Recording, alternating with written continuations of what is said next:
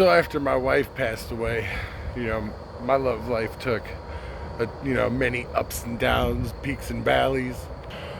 Probably took me about like 6 months before I tried to get back out there. I couldn't go to the bar scene because that fucking girl, she liked to drink anyways, and every time I pounded a shot, it just reminded me all the pounding we used to do.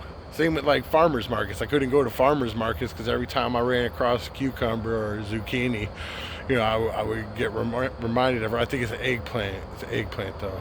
I get reminded of her, so I couldn't do that either. So I started trying to go like the online route, man, fucking hotlines and shit like that. I couldn't use many of the conventional sites and shit that people use. There's a lot of pretty boys out there, and they'll get the pick over a dude like me any day. So what I ended up doing was I started fucking with farmersonly.com. I figured because I'm a blue collar guy and I'm a homely looking dude, so maybe I have better luck there than any of the other places. And yeah, I got a hit right away. And this girl, I mean, she was good looking, man. She was fucking thicker than oatmeal, boy. She messages me talking about I ain't looking for nothing serious, and I'm like, well, that's kind of cool because I'm still in the grieving process. Right away she was like, can we meet up? I don't do bars and shit. And I was like, cool, man, because I don't even want to do that either. She wanted to meet up at Home Depot. And I'm like, that's cool with me because I needed a new grill cleaner anyways. So we fucking head down there, and she needed plumbing supplies, fucking some other household shit. I hope to carry stuff out to a ride, man. Fucking, I figured it was whatever. We would part ways. I had a few laughs and giggles. And she was like, nah, man, why don't you hop in your ride and come back over to my joint? So I did, I went on over there, and, I'm inside the joint, and, she gets right to it, man. She's like, it's about to go dern.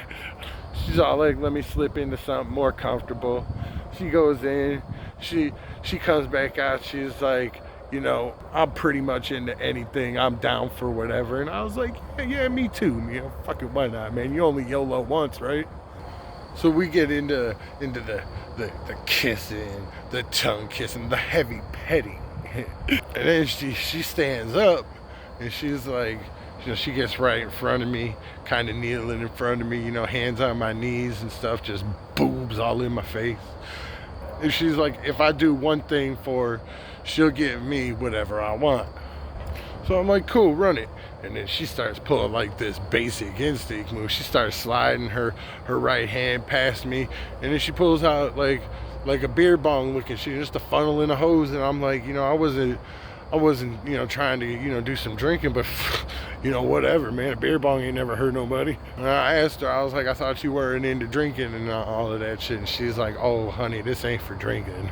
So then she tells me to kneel down in front of the couch, get on my knees in front of her, and she kind of like turns around, got her ass in my face, and pulls her drawers down, and then she puts like the bucket part of the beer bong like up to her ass, and she's like, put the hose in your mouth. And I'm like, I'm just like, let's see where this is going, you know what I mean? Fucking, and then, man, she fucking, I got the hose in my mouth, and she just proceeds to fucking let one rip right into the funnel, man, like a just blew ass, man, just straight farted. I immediately like spit that shit out, man, you know what I mean? She's just like, oh, why you do that?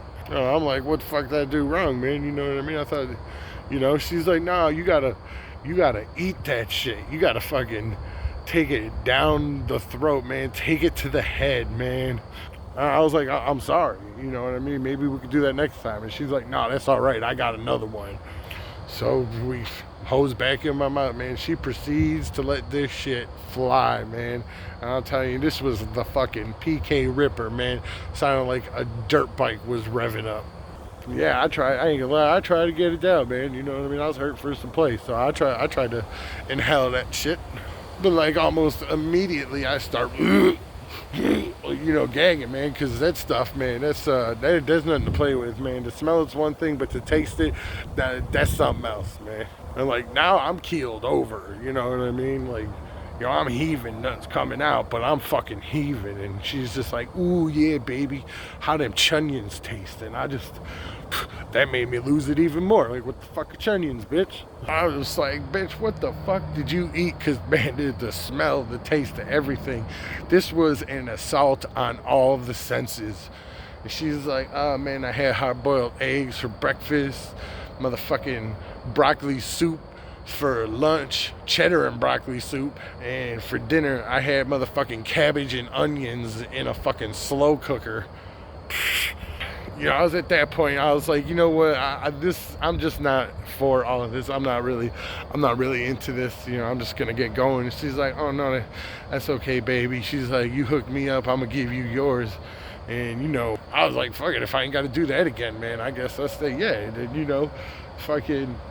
After that, man, it was a night, of fucking vigorous but yet passionate lovemaking. And after that, I had no intentions of ever seeing her again. You know what I mean? I can't. I tried it. Not a fan. I'm a move on. You know what I mean? Keep it pushing.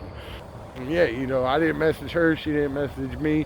It was cool, whatever. But then one day I ran into her down at the swap, and just exchanged highs, hellos, or whatever. She leaves. She walks by, man. Fucking forgets about me. Hopefully, walking out of my life. Man, I get to my fucking car and there's a note on the windshield that says, "How them chunions taste." I'm like, she didn't quite. I guess she didn't quite look at it like I did. I was just another mark on her body count. You know what I mean? She got the upper hand in that motherfucking game. Yeah, man. And then I got a whole gang of wacky misadventures. You know what I mean? Up until I ended up with the girl I'm with now. Fucking, that's for a whole nother day though. But check back in, man. I'll tell you about the time, man, I was out flying a kite down at the park, man, and fucking ran into Ron Howard, man, and we flew kites for a couple hours. Y'all have a good night.